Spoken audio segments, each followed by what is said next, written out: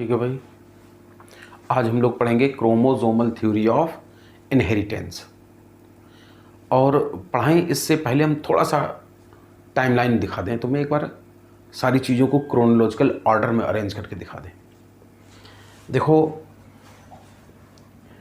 सबको पता है कि सेल कब खोजी गई थी? 1665 में। किसने? रॉबर्ट हुक ने खोजी थी।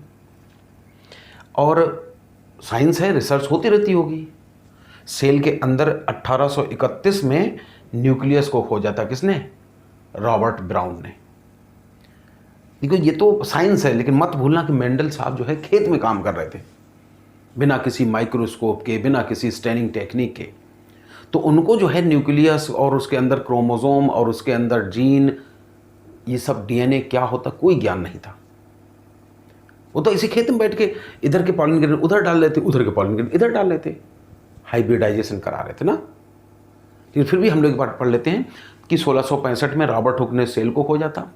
1831 में उसी सेल के अंदर, उसी मतलब सेल के अंदर रॉबर्ट ब्राउन ने न्यूक्लियस को खोजा था। और बिना साइंस के ज्ञान के हमने तुमसे बोला था कि 1865 में 56 में मेंडल ने पाइसम सटाइवम पर हाइब्रिडाइजेशन का एक्सपेरिमेंट शुरू किया था, गार्डन पी पे। और हम तो बताएं लगातार 7 साल 7 ईयर एक्सपेरिमेंट करते रहे, सिर्फ इसके पॉलिन ग्रेन उस पे, उसके पॉलिन ग्रेन इस पे, यही करते रहे 7 साल। 1-2 साल डेटा कलेक्शन में और थीसिस लिखने में लग गई होगी। तो बताते हैं, इन्होंने 1865 में जो कुछ एक्सपेरिमेंट के फलस्वरूप रिजल्ट तैयार हुआ उसको पब्लिश किया 1865 में। एक पेपर में पब्लिश किया था जिसका नाम था hybridisation on plant, experiment on plant hybridisation. Natural history society थी ब्रून की, उसके सामने ये पेपर रीड किए गए। तो हम पहले वापस चलते हैं, एक बार ये बताते हैं कि मेंडल कब पब्लिश किए थे? 1865।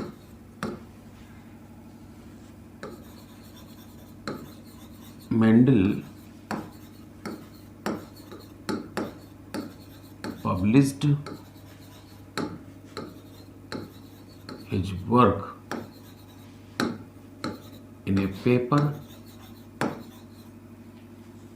और जिस टाइटल क्या था?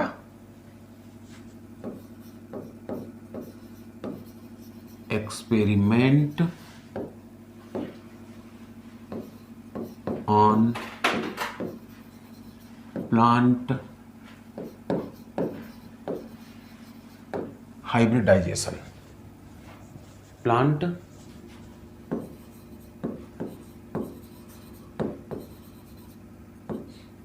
हाइब्रिडाइजेशन, ठीक है ना। इन्होंने पेपर पब्लिश किया। Natural history society of Brunn के सामने ये पेपर पढ़े भी गए। लेकिन हम तुम्हें बताएंगे कि जो भी इन्होंने एक्सपेरिमेंट किया वो कई साल तक ऐसी अंधेरे में पड़ा रहा। लोगों ने इनके वर्क को ध्यान नहीं दिया, रिकॉग्नाइज किया नहीं किया।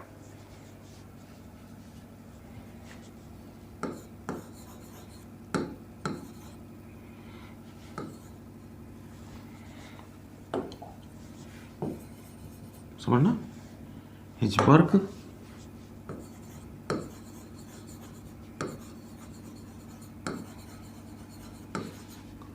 remained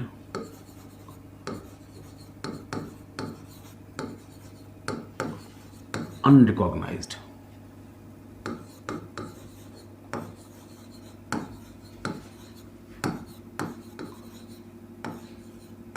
for several years। और क्यों अनरिकॉग्नाइज रहा? उसके पीछे तमाम कारण थे।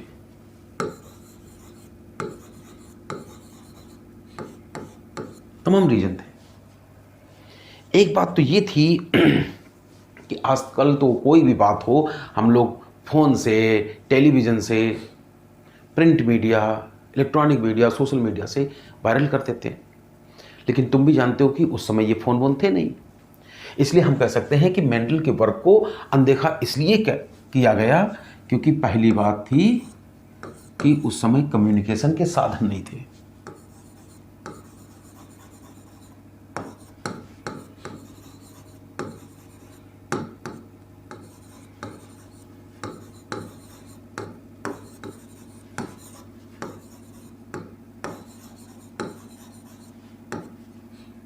ठीक, पहली बात, एक तो उसमें कम्युनिकेशन की इतनी व्यवस्थाएं नहीं थी जो अपनी बात सब लोगों को बता पाए। दूसरी बात हम तुम्हें बताएंगे कि मेंडल के अनुसार जो यूनिट ऑफ इनहेरिटेंस थी, लक्षणों को ले जाने वाला जो कुछ भी था, वो ऐसा लगता कांच के कंचा की तरह था। अकॉर्डिंग टू मेंडल,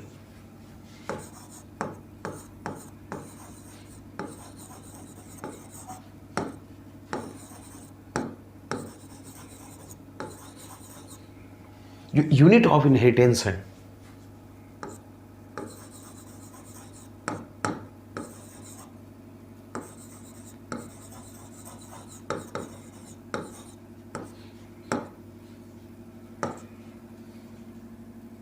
इनकी कह सकते हो फैक्टर जो थे मेंडल के, वर स्टेबल। जो यूनिट ऑफ इनहेरिटेंस थी वो कैसी थी? स्टेबल होती हैं, अर्थात जनरेशन आफ्टर जनरेशन उनके नेचर में कोई चेंज नहीं होता है। ये अलग बात की बात पूरी तरह सही नहीं थी, मॉर्गन ने म्यूटेशन को खोजा था, लेकिन अभी तो हम मॉर्गन की बात ही नहीं आई सामने, अभी तो मेंडल ही चल रहा है। इसलिए हम मानेंगे कि मेंडल के अनुसार जो भी लक्षणों को ले जाता था वो कांच के कंचा की तरह स्टेबल होता था, स्टेबल एंड डिस्क्रीट होता था।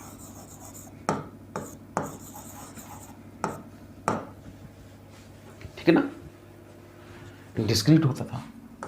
डिस्क्रीट मतलब आइसोलेटेड, मतलब बिल्कुल पार्टिकल नुमा कोई चीज़ होती थी। तो बात ये थी कि जब आपके यूनिट ऑफ इनहेरिटेंस पार्टिकल नुमा हैं, स्टेबल हैं, तो उनका प्रूफ तो दिखाओ सेल में है कहाँ। लेकिन मेंडल साहब जो होते हैं कोई फिजिकल प्रूफ नहीं दे पाते थे।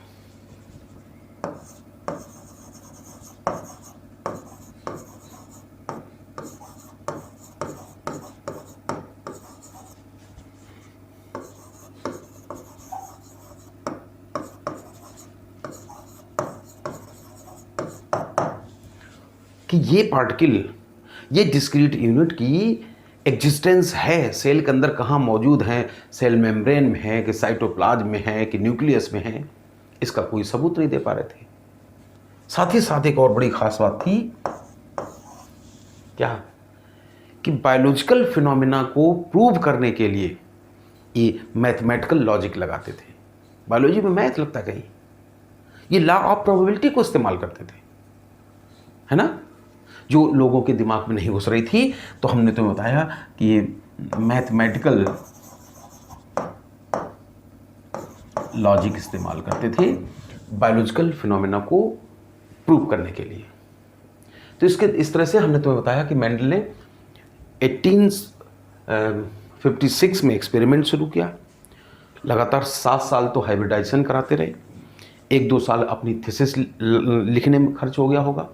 नतीजा 1865 में इन्होंने अपने paper natural history society of Brunn के सामने प्रेजेंट किए, और इनके जो पेपर थे उनका टाइटल था एक्सपेरिमेंट ऑन प्लांट हाइब्रिडाइजेशन। लेकिन कई साल तक इनके काम को अनदेखा किया गया, जिसकी ये वजह है कि अपनी बात सब तक पहुंचा नहीं पाए क्योंकि कम्युनिकेशन के साधन नहीं थे। इनके अनुसार यूनिट ऑफ इनहेरिटेंस अर्थात लक्षणों को ले जाने वाले डिस्क्रीट यूनिट्स होती हैं, जिनका ये कोई फिजिकल प्रूफ नहीं दे पाते थे कि ये डिस्क्रीट यूनिट सेल में हैं कहाँ, उनकी एग्जिस्टेंस का कोई प्रूफ नहीं दे पाते थे। और साथ ही साथ बायोलॉजिकल फिनोमेना को समझाने के लिए मैथमेटिकल लॉजिक इस्तेमाल करते थे, लॉ ऑफ प्रोबेबिलिटी इस्तेमाल करते थे। बात समझते ना, टाइम गुजरता चला गया। और हम तुम्हें बताएं, इस तरह से ये 1865 में अपने काम को पब्लिश तो कर दिए, लेकिन यहाँ तक आते आते 1884 में 1884 में किडनी डिजीज की वजह से एक्सपायर कर गए। किडनी डिजीज, किसी दिन जब एक्सक्रीटरी सिस्टम बढ़ाएंगे तो बताएंगे कि पूरे किडनी में अगर सूजन आ जाए, इन्फेक्शन हो जाए, तो नेफ्राइटिस कहते हैं या ब्राइट्स डिजीज कहते हैं। एक नेफ्रॉन में आ जाए तो ग्लोमेरुलोनेफ्राइटिस कहते हैं। तो इनको ब्राइट डिजीज हो गई थी, अर्थात नेफ्राइटिस हो गई थी, किडनी की वजह से एक्सपायर कर गए। समय गुजरता गया, 1 साल 2 साल ऐसे समय गुजरता गया और इनकी चीज़ें किसी ने ध्यान नहीं दी। ठीक है ना। सन 1900 की बात है, बीच में बेचारे खत्म भी हो गए। सन 1900 की बात है और हम तुम्हें बताएंगे 3 साइंटिस्ट थे। कौन कौन से?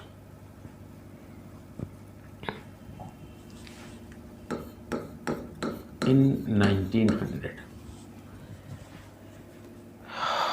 3 साइंटिस्ट थे जो इंडिपेंडेंटली अपने अपने देश पर में अलग अलग पौधों पर हाइब्रिडाइजेशन का एक्सपेरिमेंट कर रहे थे, है ना। सन 1900 में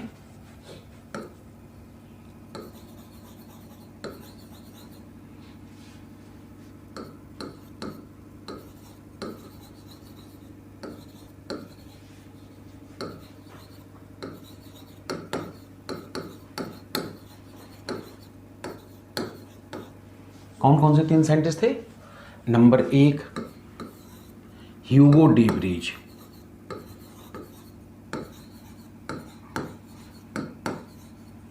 ह्यूगो डी ब्रीज। पूछा जाएगा तुमसे, दोनों बातें पूछेंगे, कहाँ के रहने वाले थे? तो कहोगे हॉलैंड के रहने वाले थे। थोड़ा सा देख लेना, भले एनसीईआरटी में ना हो। और जब हम तुम्हें वो बताएंगे ओरिजिन ऑफ स्पीसीज वाला चैप्टर पढ़ाएंगे, लैमार्क, डार्विन, वहीं पर बताएंगे कि ह्यूगो डी ब्रीज ने म्यूटेशन थ्योरी दी थी। किसी प्लांट पर एक्सपेरिमेंट कर रहे थे जिसका नाम था ओइनोथेरा लैमार्कियाना। तो ये इस पौधे पर एक्सपेरिमेंट कर रहे थे। इसी तरह एक दूसरे वैज्ञानिक थे, कार्ल कोरेंस।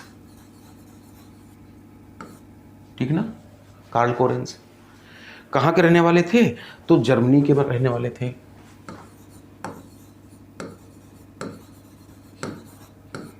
किस पौधे पर काम कर रहे थे ये? मेज प्लांट पर काम कर रहे थे। और इसी तरह एक और वैज्ञानिक थे जो इन्हीं के देश के रहने वाले थे, जिनका नाम था सेरमैक।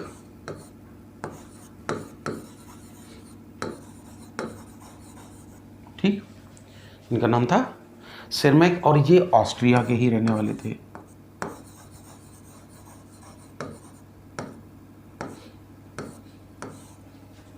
इन्होंने कई अलग अलग पौधों पर काम किया, डिफरेंट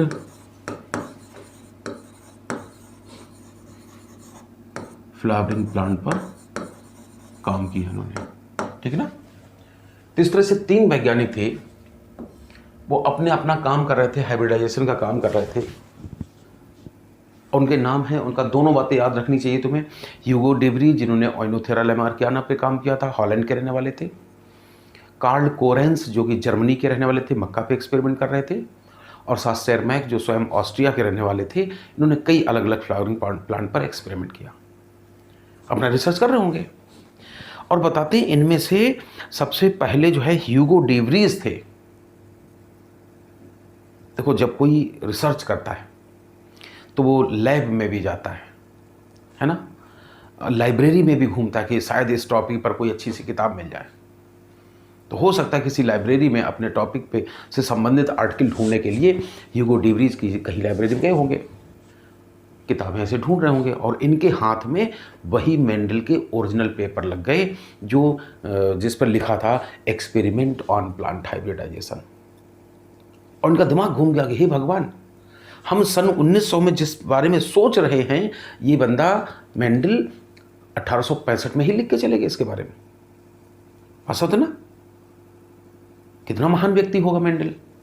नतीजा, एक फ्लोरा जो तुमने सुनी हो, बॉटनी की बड़ी किताब है, उसमें मेंडल के वर्क को रीपब्लिश कराया ताकि दुनिया जाने मेंडल साहब क्या करके चले गए थे। और फिर बाद में कोरेंस ने मेंडल ने 4 बातें कही थी। अलग बात है कि एनसीईआरटी 3 मानती है, लॉ ऑफ डोमिनेंस मानती है, लॉ ऑफ सेग्रीगेशन मानती है, लॉ ऑफ इंडिपेंडेंट असॉर्टमेंट मानती है। सच्चाई ये थी कि ये पहले लॉ नहीं थे। मेंडल ने तो अपनी बात कही थी। मेंडल ने कहा जाता था 4 पोस्टुलेट दिए थे। पोस्टुलेट नंबर 1 पेयर्ड फैक्टर का था, दूसरा डोमिनेंस का था, तीसरा पोस्टुलेट था सेग्रीगेशन का, चौथा पोस्टुलेट था इंडिपेंडेंट असॉर्टमेंट का। अब तो पढ़ाई नहीं जाता, पहले मेथड ऑफ साइंस पढ़ाई जाती थी। मेथड ऑफ साइंस ये कहती थी कि पहले किसी फैक्ट को देखो और फिर एक्सपेरिमेंट करो, जो भी डेटा आए उससे परिकल्पना तैयार करो, हाइपोथेसिस तैयार करो, और वो हाइपोथेसिस तब जब तुम दूसरे साइंटिस्ट के सामने प्रेजेंट करोगे सेम एक्सपेरिमेंट की तरह, अगर वो हाइपोथेसिस एक्सपेरिमेंटली प्रूव कर दी अदर साइंटिस्ट ने, तो फिर उसको कानून की संज्ञा दे दी जाती थी, लॉ बन जाता था। बात था ना। लेकिन इनकी तो बात तो किसी ने सुनी नहीं थी। तो ह्यूगो डीवरीज ने इनके पेपर को रीपब्लिश कराया था फ्लोरा में, और कार्ल कोरेंस ने कोशिश करके इनकी 4 बातों में से 2 बातों को कानून की संज्ञा दिलवाई, लॉ की संज्ञा दिलवाई। पहला था लॉ ऑफ सेग्रीगेशन, दूसरा था लॉ ऑफ इंडिपेंडेंट असॉर्टमेंट। लेकिन ये पुरानी बातें हैं। एनसीईआरटी मेंडल के तीनों लॉ मानती है, law of dominance, law of segregation and law of independent assortment. सच्चाई थी केवल 2 ही लॉ बनाए गए थे, ठीक है ना। इस तरह से तो फिर यहां से माना जाता है।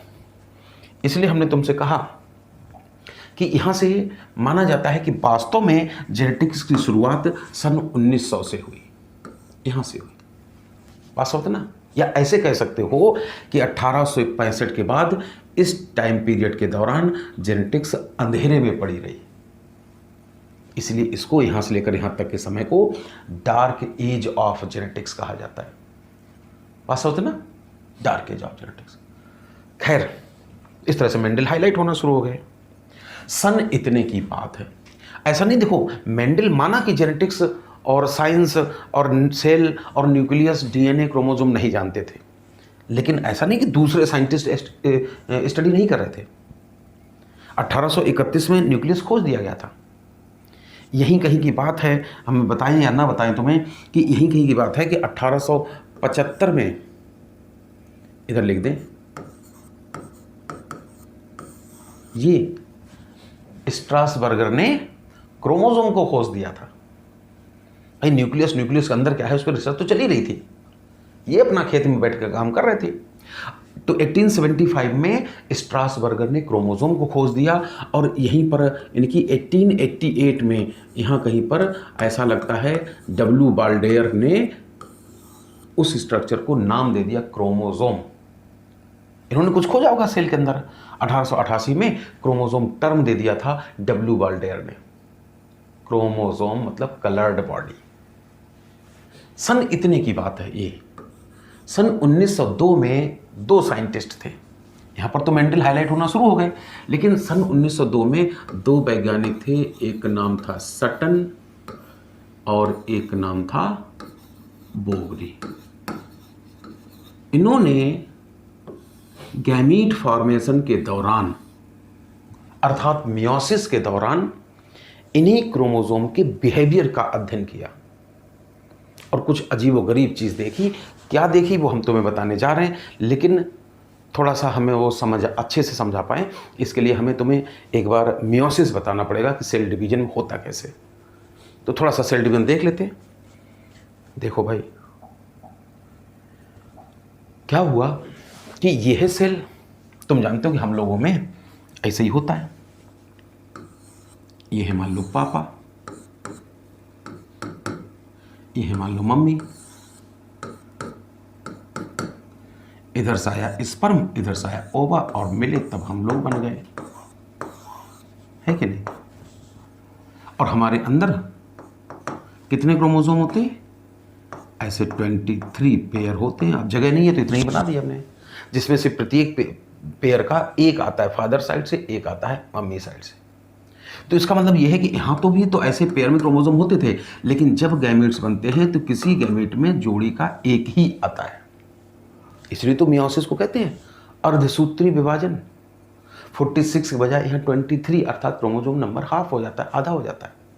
तो यही दिखाने जा रहे हैं मियोसिस थोड़ा सा होता कैसे। जब तुम्हें समझा देंगे ना तभी क्रोमोजोमल बिहेवियर समझ में आएगा कि सर्टेन एंड बोबरी ने देखा क्या था। देखो जरा सब लोग,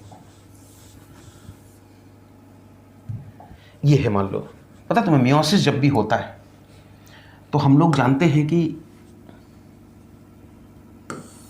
एक बार में नहीं हो पाता है। मान लो ये कोई सेल है, 46 क्रोमोसोम है, कोई बात नहीं, यहां तो सबको पता G1 S G2 फेज होती है। अब मान लो इस सेल में डिवीजन होगा तो अभी हम तुम्हें दिखाएंगे कि पहले 1 से 2 सेल बनेंगे जिनमें क्रोमोसोम नंबर हाफ रह जाएगा, रिड्यूस हो जाएगा ना। तो हम अभी मियोसिस जब डिटेल में बताएंगे तो दिखाएंगे कि यहाँ से यहाँ जो डिवीजन होता है इसी को या तो मियोसिस फर्स्ट कह दो, और चूंकि यहाँ से यहाँ तक क्रोमोसोम नंबर हाफ हो जाता है इसलिए मियोसिस फर्स्ट को रिडक्शन डिवीजन भी कहते हैं। अलग बात है कि जब डिटेल में पढ़ाएंगे तो प्रोफेज बताएंगे, मेटाफेज बताएंगे, एनाफेज और टीलोफेज बताएंगे। लेकिन अभी बात खत्म नहीं हुई, इस प्रत्येक डॉटर सेल में फिर चाकू चलेगा और प्रत्येक से फिर ऐसे 2-2 सेल बनेंगी, ऐसे। यहां से यहां तक क्रोमोसोम नंबर चेंज नहीं होता है, यानी कि 23 ही रहना है। तो यहां से यहां तक जो भी हो रहा है ऐसे तो इसको मियोसिस सेकंड कह देते हैं, लेकिन यहां से यहां तक सेल डिवीजन बिल्कुल माइटोसिस जैसा होता है, समसूत्री विभाजन जैसा होता है, ये अर्धसूत्री विभाजन। तो हम तो बताएंगे मियोसिस फर्स्ट और मियोसिस सेकंड को मिला के एक कंप्लीट मियोसिस कहा जाता है। देखो जरा होता कैसे सेल डिवीजन, वही बताने जा रहे हैं। मान लो हमने तुमसे कहा कि ये हमारे टेस्टिस हैं,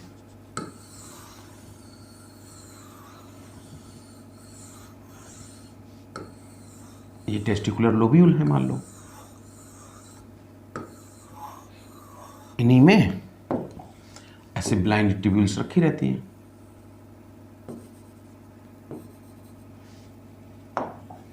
ऐसे काफी लंबी होती है इसलिए क्वाइल करके रख दी जाती है। चलो एक अच्छा सीधी बना ले रहे ऐसे, इन्हीं ब्लाइंड ट्यूब्यूल्स का नाम होता है सेमनीफेरस ट्यूब्यूल। और अगर थोड़ी बड़ी सी बनाए तो तुम भी जानते हो सेमनीफेरस ट्यूब्यूल की दीवार में ये ऐसे सेल्स होती,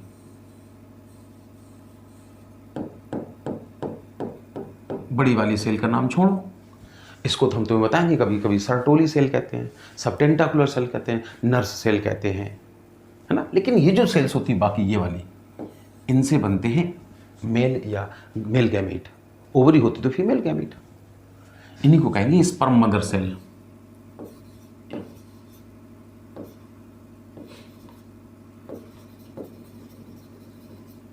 मदर सेल। तो बताना हम ये चाहते हैं कि सोचो अभी कोई ये बच्चा है जिसकी उम्र मान लो 1 साल की है या 6 महीने की है, उसका टेस्टिस हमने बनाया, तो अभी तो वो पापा बन नहीं सकता है। 1 साल, 2 साल, 13 साल, 16 साल, जब उसमें प्यूबर्टी आएगी 16 साल पे, तब उसके सेक्स ऑर्गन फंक्शनल हो जाएंगे, उसके अंदर गैमेटोजेनेसिस स्टार्ट हो जाएगी और वो पापा बनने के लायक हो जाएगा। तो हम ये बताना चाहते हैं जब से वो बच्चा पैदा हुआ तब से लेकर 16 साल की उम्र तक ये सेल ऐसे ही शांत पड़ी रहेगी, कोई ग्रोथ नहीं दर्शाएगी। जब तक ये सेल 16 साल तक शांत पड़ी रही, उस स्टेज को कहते हैं G0 फेज। क्या कहते हैं? G0 phase. अलग बात है कि अंदर न्यूक्लियस भी है, अभी तो हमने सेल मेम्ब्रेन बनाई, अंदर साइटोप्लाज्म सब कुछ है, लेकिन हम बनाएंगे तो जगह कम पड़ जाएगी।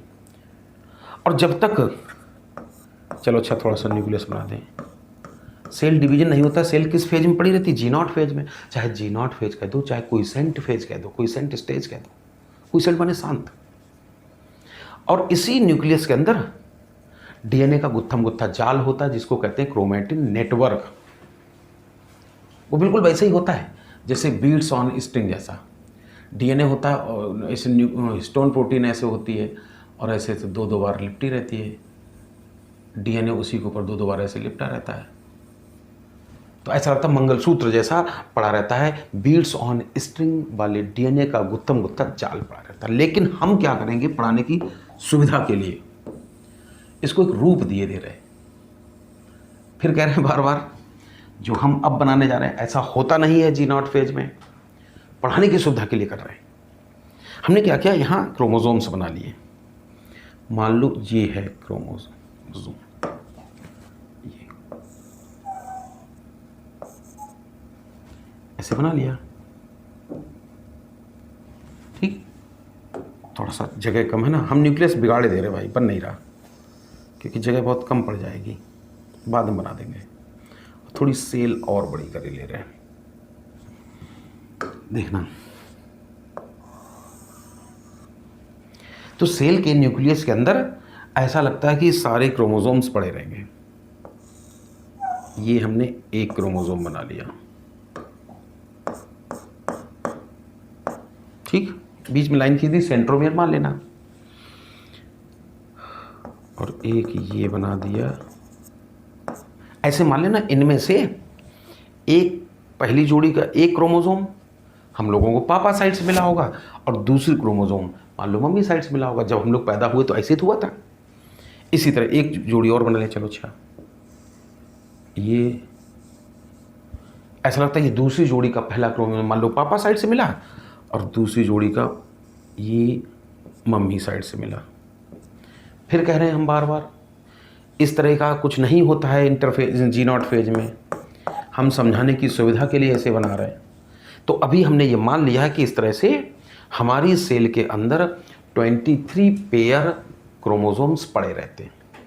या ऐसे कह दो ये पापा साइड से आया क्रोमोसोम है, इसको डायरेक्ट पापा बोल दो। ऐसे समझो ये पापा और ये मम्मी, ये ताऊ जी ये ताई जी, ऐसे चाचा चाची भैया भाभी कर चिंटू और चिंटियाइन। इस तरह से कम हमारी सेल के अंदर 23 जोड़ी लोग रहते हैं, ऐसे मान लो। अब प्यूबर्टी आ गई, इस सेल में डिवीजन होने जा रहा, तो ये यहाँ से इंटर करेगी सेल जीवन फेज से। अब जीवन फेज में क्या क्या होता है अभी हम ज़्यादा कहानी नहीं बताएंगे। फिर ये सेल जाएगी एस फेज में।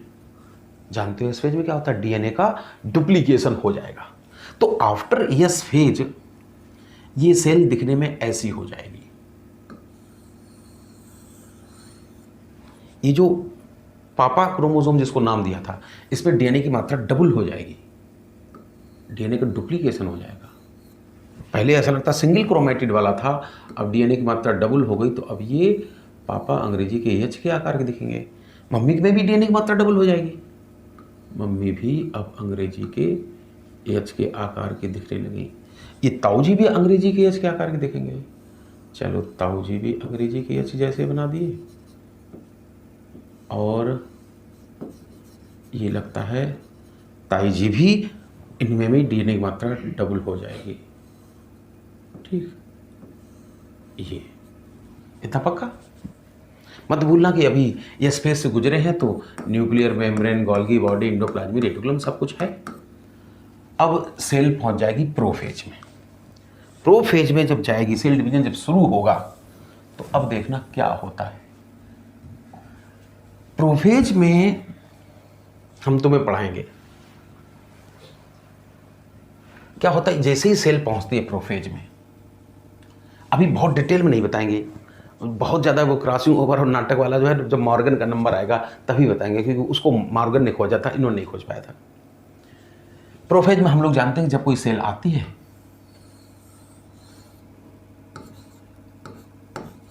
ठीक, तो पहली बात यह है कि nuclear membrane, nucleolus, Golgi body, endoplasmic reticulum सब डिसअपीयर हो जाते हैं। और जो एनिमल सेल पर आधारित पढ़ाते थे, तो जो ये रॉड लाइक स्ट्रक्चर थी जिनको सेंट्रियोल कहा था, ये सेंट्रियोल अपने अपने पोल की तरफ भी मूव करना शुरू कर देते थे। ऐसे ये इस पोल की तरफ, ये इस पोल की तरफ। प्रोफेज में ऐसे ही होता था। तो हमने मान लिया कि अब यहाँ क्योंकि बार बार बनाएंगे, चलो अच्छा बनाई दें, ना आलस करें। ऐसा लगता था ये है पापा क्रोमोसोम,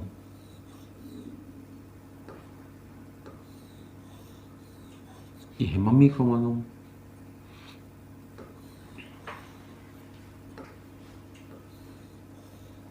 ये है ताऊ जी क्रोमोसोम, यानी कि दूसरी जोड़ी का पहला क्रोमोसोम।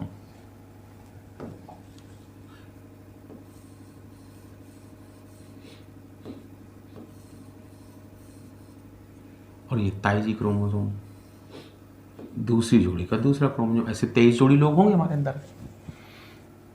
और हमने अब ये भी मान लिया कि जब बताते हैं disappearance of nuclear membrane is the indication of completion of prophase. तो हम तो बताने जा रहे हैं कि यहाँ पर अब न्यूक्लियर मेम्ब्रेन हमने मान लिया डिसअपियर हो गई, और एक सेंट्रियोल इधर आ गया, सेंट्रोसोम, और सेंट्रियोल इधर आ गया। अब क्या होगा? प्रोफेज इस तरह से कंप्लीट हो गई। जब मेटाफेज में आएगी सेल,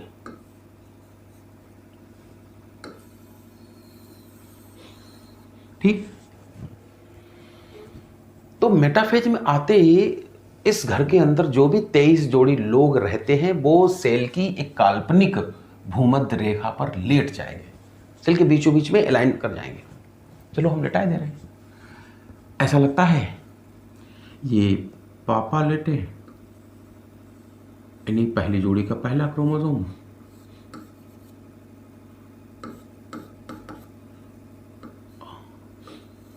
ऐसे। अभी भाई हम फिर बार बार कर रहे हैं, लेप्टोटीन, जाइगोटीन, पैचिटीन वो सब नहीं बताएंगे, वो मॉर्गन के बाद नंबर उसका आएगा। और उनके बगल में लेट गई मम्मी, जगह थोड़ी कम पड़ रही, थोड़ा इसको खिसका लें।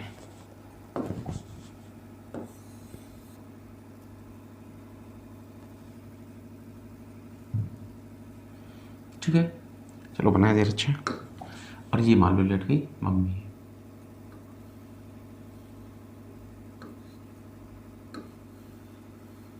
ऐसे।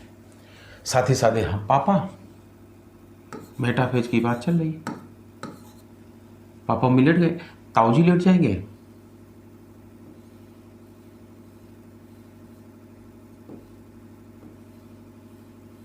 यानी कि दूसरी जोड़ी का क्रोमोसोम। और ये ताई जी,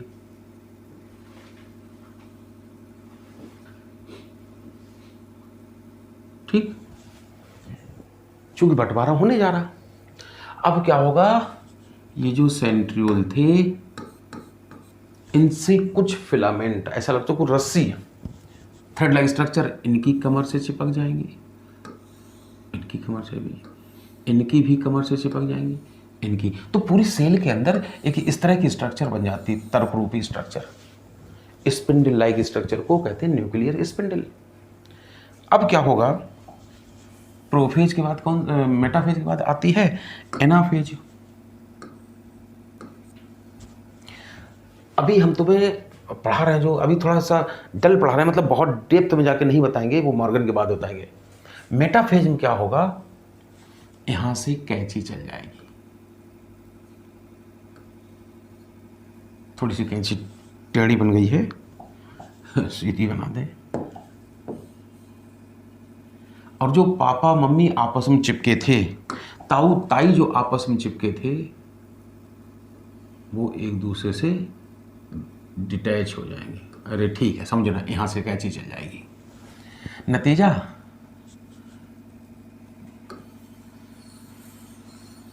मेटाफेज के बाद एनाफेज में एक्चुअली कैंची चलेगी, तो क्या होगा, ये पापा मम्मी जो चिपके थे अलग हो जाएंगे, ताऊ ताई अलग हो जाएंगे। और एनाफेज में कैंची चलने के बाद इतना ही होगा।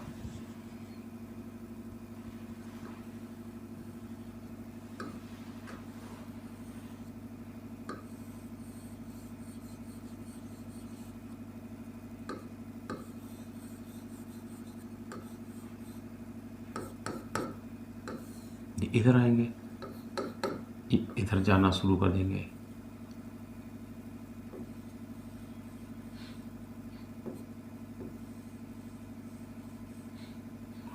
ये इधर आना शुरू कर देंगे, और ताई जी जो है इधर वाले पोल पे जाना शुरू कर देंगे। ठीक, टीलोफेज आते आते ऐसा मान सकते हो कि ये दोनों क्रोमोसोम एक पे चले गए,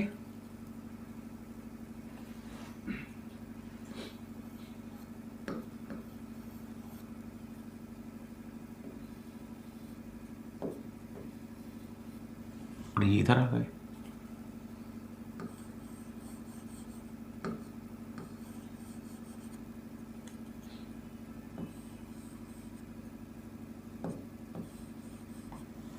ठीक है। और टीलोफेज में क्या होगा, जो प्रोफेज में हुआ था उसका उल्टा हो जाएगा, फिर से nuclear membrane, nucleolus, Golgi body, endoplasmic reticulum reappear हो जाएंगे ऐसे। इसका साइटोकाइनेसिस का काम होगा। और जब साइटोकाइनेसिस का काम होगा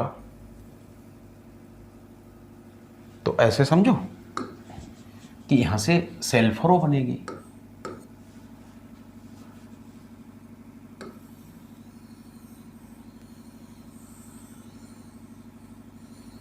एनिमल सेल में सेल फरो मेथड से ही सेल डिवीजन होता है, प्लांट सेल में सेल प्लेट मेथड से होता है। नतीजा भविष्य की ये फरो और डेप्थ डीप में चली जाएंगी और नतीजा ऐसे इधर से और डीप होगी, एक समय आएगा दोनों तरफ मिल जाए। कुल मिला के हम बताएं तो इस तरह से तुम कह सकते हो 1 से 2 सेल बन जाएंगी। एक ये बन गई और एक ये बन गई। ठीक, इस तरह से मियोसिस फर्स्ट कंप्लीट हो गई।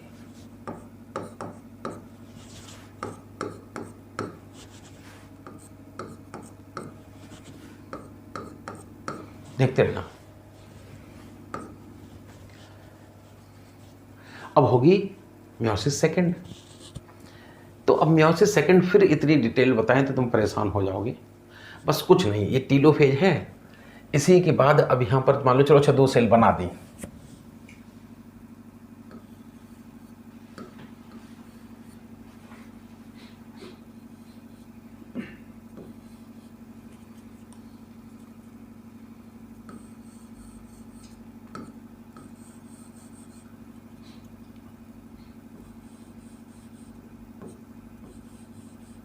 ठीक, 2 सेल बन गई। अब क्या है, न्यूक्लियर मेम्ब्रेन वो तो सब है, साइटोकाइनेसिस भी कंप्लीट हो गया। अब ऐसे जानो फिर शुरू होने जा रहा है मियोसिस सेकंड। कुछ नहीं है, बिल्कुल ऐसा ही होगा। प्रोफेज जैसे ही शुरू होगी, nuclear membrane, nucleolus, Golgi body, endoplasmic reticulum सब डिसअपीयर हो जाएंगे। जब मेटाफेज सेकंड आएगी तो ये सारे क्रोमोसोम अपनी अपनी सेल की भूमध्य रेखा पर अरेंज हो जाएंगे, इक्वेटर पर लेट जाएंगे और उनकी कमर से रस्सियां जुड़ जाएंगी। तो हम सारे स्टेप बनाएंगे तो डायग्राम बहुत लंबा हो जाएगा, इसी में करे दे रहे, ठीक है ना, समझना धीरे धीरे। जैसी प्रोफेज शुरू हुई ये डिसअपीयर हो गया, चाहे वो सेल हो चाहे ये सेल हो, दोनों के लिए ऐसा होगा। Nuclear membrane, nucleolus, Golgi body, endoplasmic reticulum. और क्या होगा, सेंट्रियोल से कुछ धागा निकलेंगे, इस सेल में भी और इस सेल में भी। अब ठीक है, अच्छा मेटाफेज में आके ये अपनी मान लो सीधे सीधे लाइन पे लेटे हैं, ये भी लेटे हैं और इनकी कमर से रस्सियां जुड़ जाएंगी। इसे कमर से मतलब सेंट्रोमियर से ऐसे, इसमें भी ऐसे ही होगा। बस फर्क क्या होगा, मेटाफेज बाद जब एनाफेज आएगी तो जो कैंची चलनी थी वो पहली कैंची चली थी ताऊ ताई के बीच, पापा मम्मी के बीच, भैया भाभी के बीच। अब की बार यहाँ सिर्फ पापा है, मम्मी तो है ही नहीं, सिर्फ ताई है, मम्मी तो है नहीं, ताऊ तो है नहीं। तो अब की बार कैंची यहाँ पर चलेगी, बस ये याद रखना। ऐसे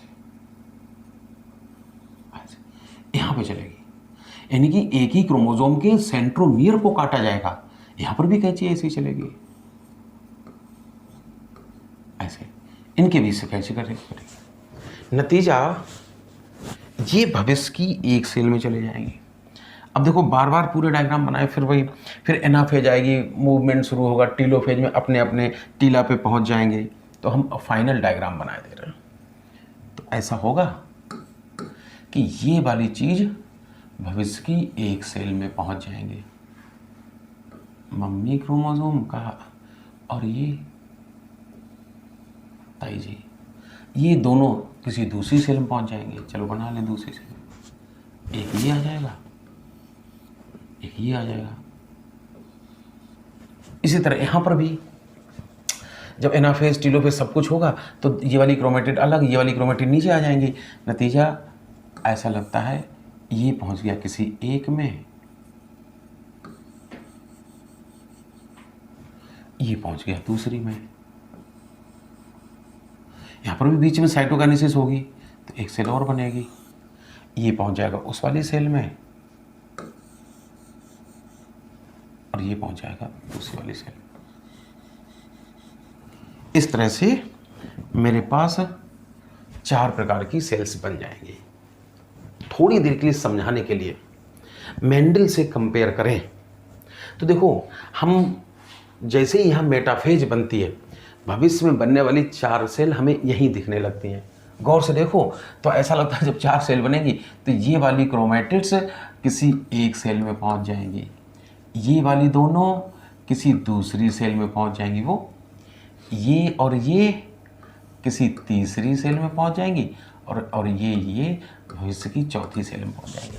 इतना सारा नाटक करो ना करो, यही सब समझ में आ जाता है। मेंडल से कंपेयर करें, क्योंकि सटिन एंड बोबरी ने जब क्रोमोसोम का बिहेवियर देखा तो इनके मन में कुछ बात आई थी, वही बताने जा रहे हैं।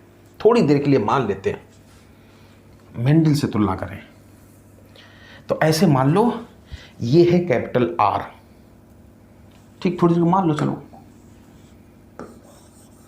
ये है स्मॉल आर, ये है कैपिटल वाई, ये है स्मॉल वाई। तो देखो ना क्या लग रहा, मेंडल से तुलना करें तो ऐसा लगेगा हमें कि भविष्य की जो 4 सेल बनेंगी दिखाई दे, यहां से तो चलो दिख रही होंगी, ये लग रहा है इसमें क्या आया, स्मॉल आर और स्मॉल वाई अलग लिख दिया। इधर मेंडल से कंपेयर करें तो स्मॉल आर स्मॉल वाई आया, इसमें भी यही है, स्मॉल आर स्मॉल वाई। इसमें देखो क्या है, कैपिटल आर कैपिटल वाई। इसको गौर से देखो, कैपिटल आर कैपिटल वाई। पक्का? अच्छा, ये तो हमने एक चीज पढ़ाई। अब जरा उल्टा समझो, जब ये प्रोफेज के बाद भूमध्य रेखा पर लेटे थे पापा मम्मी ताऊ ताई, पॉसिबिलिटी ये भी है क्या, पॉसिबिलिटी ये भी है कि जब ये लेट रहे थे तो हो सकता है पापा इधर लेटे हों। पापा माने पहली जोड़ी का क्रोमोसोम इधर लेटा हो मान लो, मम्मी ऊपर साइड में लेटे ही चलो।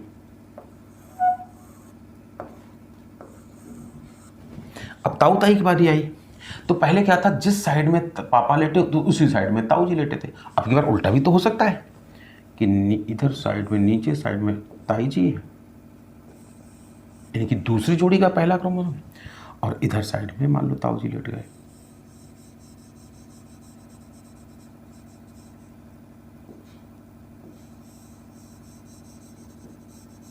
बात को समझो, ये तो हम तो 2 ही जोड़ी पढ़ा रहे हैं, ऐसा पूरा 23 के 23 जोड़ी के लिए खेल होता होगा। फिर वही बात है, मेटाफेज से फिर एनाफेज सब कुछ आएगा। अब इतने सारे डायग्राम बनाएंगे, परेशानी हम लोग हो जाएंगे। यहीं से कंपेयर कर लेने तो ऐसा लगता कि ये वाली क्रोमैटिड्स भविष्य की किसी एक सेल में पहुंच जाएंगे, है कि नहीं।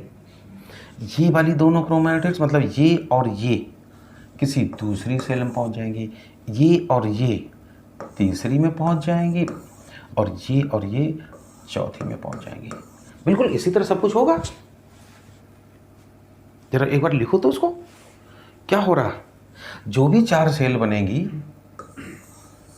उसी डायग्राम के हम समकक्ष बनाए दे रहे, तो उसमें एक में क्या आएगा, ऐसा लगता मम्मी क्रोमोसोम लेकिन ताऊ जी क्रोमोसोम, मम्मी के साथ ताऊ जी आ गए। इस सेल में पढ़ो क्या मिला, लगेगा दूसरी सेल में इधर है मम्मी तो इधर है ताऊ जी।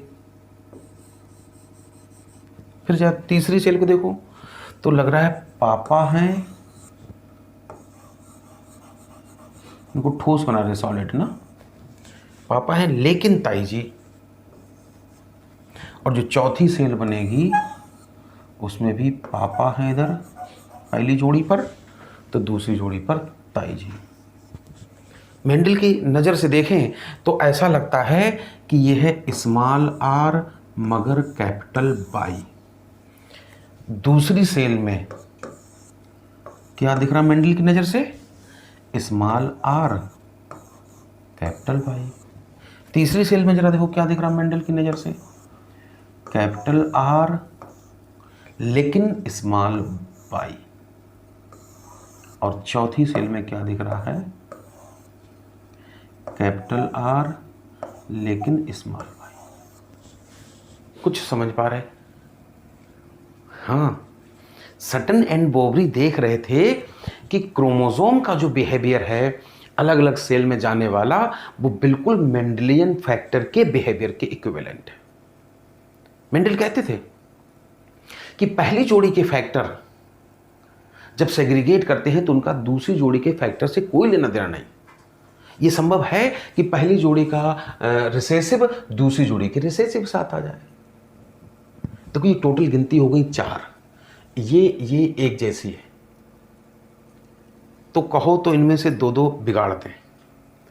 4 ही, क्योंकि इसकी गिनती बढ़ रही, कोई फायदा तो नहीं, वैरायटी तो नहीं बढ़ रही ना, तो इसलिए हम 2 ही 2 लिख ले रहे हैं जिससे तुम्हें बिल्कुल मेंडल से कंपेयर करा सकें। या फिर इन चीज़ों को इनके सामने ही ला के रख लें। चलो एक बार वहीं रख लेते हैं, तो इससे हम लोगों को कंपेयर करने में आसानी हो जाएगी। जरा देखो, यहाँ पे देखो, ठीक, थोड़ा सा छोटा कर लें तो बिल्कुल सिमिलर हो जाए।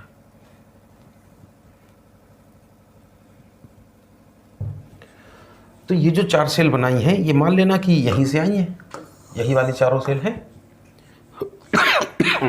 अब जरा देखो तो एक बार, देखो ये और ये सेल बिल्कुल एक जैसी है, ये एक जैसी है, ये और ये। तो ये एक प्रकार की सेल हो गई टाइप 1, ये दूसरे प्रकार की सेल हो गई टाइप 2, ये तीसरे प्रकार की सेल है, और ये मान लेना चौथे प्रकार की सेल है। गौर से देखो क्या है, यही तो मेंडल कहते थे ना कि स्मॉल आर स्मॉल वाई के साथ आ सकता है।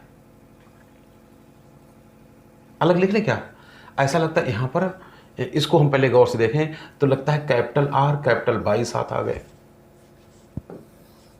इन दोनों की जगह एक ले लें, लगता है स्मॉल आर स्मॉल वाई साथ आ गए। यहां के गौर देखा तो इस आर कैपिटल वाई के साथ आ गया, और इनको गौर से देखा तो कैपिटल आर स्मॉल वाई के साथ आ गया। यानी कि जो मेंडलियन फैक्टर का बिहेवियर था वही क्रोमोसोम का बिहेवियर है। इसलिए तुमने देखा होगा एनसीईआरटी ने एक टेबल बनाई है, ये लिखा है occurs in pair, occur in pair. बात तो वही है, मेंडलियन फैक्टर भी पेयर में होते हैं, क्रोमोसोम भी पेयर होते हैं। Segregation at time of gamete formation is such that only one pair is transmitted to a gamete. तो यहां पर भी है कि segregate at gamete formation and only one of each pair is transmitted to gamete. यहां लिखा था independent pair segregate independently, यहां भी लिखा वन पेयर सेग्रीगेट इंडिपेंडेंटली। तो कई बार हमने देखा बहस का मुद्दा बन जाता है कि हाँ इंडिपेंडेंट पेयर क्यों लिख दिया, इसका मतलब ये लिंक्ड भी हो सकते हैं। सच्चाई ये है कि अभी लिंकेज का नामो निशान कहीं नहीं है। सन 1902 की बात चल रही है, लिंकेज तो 1911 में मॉर्गन ने खोजा था। और चूंकि मेंडेलियन फैक्टर हमने जानबूझ के लिखा था, ये तो वक्त के हिसाब से प्रूफ हो पाएगा कि मेंडेलियन फैक्टर को बाद में 1909 में जॉनसन ने जीन कहा था, लेकिन अभी कहीं जीन शब्द नहीं है, और जीन नहीं है तो और लिंकेज भी नहीं है अभी। तो इंडिपेंडेंट पेयर का मतलब ये मत समझना कि इसका मतलब ये लिंक्ड भी हो सकते हैं, अभी जीन का कॉन्सेप्ट ही नहीं आया, लिंकेज का कॉन्सेप्ट ही नहीं आया। तो बस अभी कहने का मतलब ये है कि दोनों में इतनी सिमिलरिटी है कि सटन एंड बोवरी कहना चाहते थे कि इनको पहचानना मुश्किल है, यानी कि कोई अलग अलग दो चीज़ें नहीं हैं, स्वयं मेंडेलियन फैक्टर ही अपने आप में, हमारे क्रोमोसोम ही अपने आप में मेंडेलियन फैक्टर है। और इसलिए उन्होंने थ्योरी दी थी क्रोमोसोमल थ्योरी ऑफ इनहेरिटेंस। देखो तो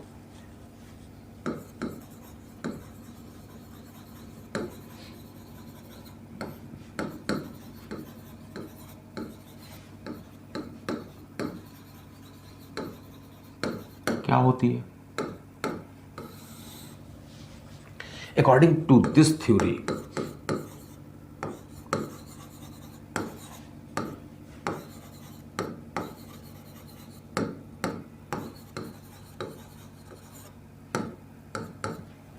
समझना क्या,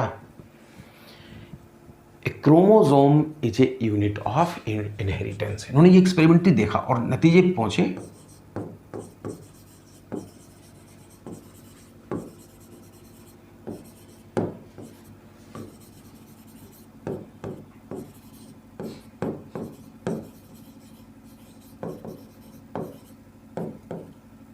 कि क्रोमोसोम ही यूनिट ऑफ इनहेरिटेंस है, या ऐसे कह सकते हो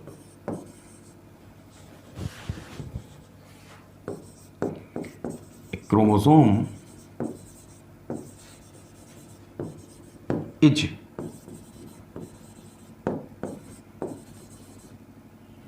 equivalent to chromosome is equivalent to Mendelian factor।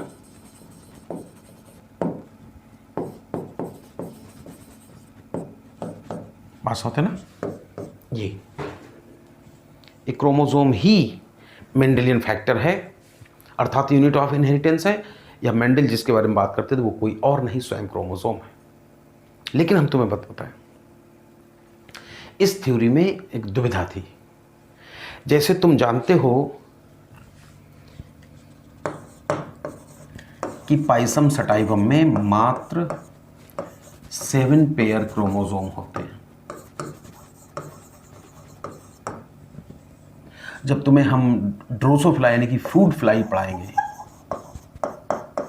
उसमें मात्र 4 पेयर क्रोमोसोम बताएंगे। जब ह्यूमन बॉडी सेल के बारे में बताएंगे तो उसमें 23 पेयर क्रोमोसोम्स बताएंगे। मेंडल कहते थे कि एक जोड़ी फैक्टर एक करैक्टर को कंट्रोल करते हैं। अगर एक जोड़ी क्रोमोसोम ही मेंडेलियन फैक्टर हैं तो दिक्कत ये आ रही है कि इंसान के अंदर सिर्फ 23 करैक्टर होने चाहिए थे, ड्रोसोफिला के अंदर केवल 4 लक्षण होने चाहिए थे, मटर में केवल 7 लक्षण होने चाहिए थे।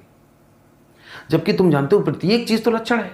बाल का होना एक करैक्टर है, बाल का ब्लैक होना दूसरा करैक्टर है, कर्ली होना तीसरा करैक्टर है, आई होना करैक्टर है, 2 होना करैक्टर है, cornea, pupil, iris, retina, rod, cones, सबको तो करैक्टर है। तो मॉर्गन को तुरंत शक हो गया था कि एक क्रोमोसोम ही मेंडेलियन फैक्टर के इक्विवेलेंट नहीं हो सकता है। भाई सोचो ना, हमारी भाषा में सोचो तो हम तुमसे एक कैसेट को एक क्रोमोसोम कहते हैं, क्या सच्चाई है? एक कैसेट पे एक ही गाना होता क्या? एक कैसेट में तो बहुत बहुत गाने होते हैं, 5-5, 6-6, 7-7 गाने हो सकते हैं। तो मेंडल को शक हो गया था, मॉर्गन को शक हो गया था कि एक क्रोमोसोम मेंडेलियन फैक्टर के इक्विवेलेंट नहीं होगा। ऐसा न हो कि एक क्रोमोसोम पर कई सारे मेंडेलियन फैक्टर होते हो, एक कैसेट में बहुत सारे गाने के जीन होते हो। तो ये बात तो क्रोमोसोमल थ्योरी ऑफ इनहेरिटेंस यहीं पे खत्म हो गई।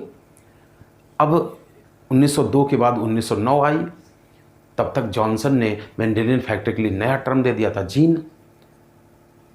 एलील शब्द दिया था बेटसन ने, फैक्टर शब्द एक्चुअली किसी ने दिया था, फैक्टर कहते हैं लेकिन मेंडल तो एक्चुअली एलिमेंट शब्द बोलते थे, बाद में फैक्टर बोलने लगे। बेटसन ने उसी को एलील कहा था, जॉनसन ने उसी को जीन कहा था। तो इस तरह से मॉर्गन को शक था और 1911 में फिर मॉर्गन ने ड्रोसोफिला पर एक्सपेरिमेंट करके ये प्रूव करने की कोशिश की कि एक क्रोमोसोम ही एक मेंडेलियन फैक्टर नहीं है, एक क्रोमोसोम पर बहुत सारे मेंडेलियन फैक्टर अर्थात जीन हो सकते हैं। ये अलग बात है कि वो आपस में चिपके हो सकते हैं। इसलिए हम आने वाले लेक्चर में तुम्हें पढ़ाएंगे थ्योरी ऑफ लिंकेज जो मॉर्गन ने दी थी।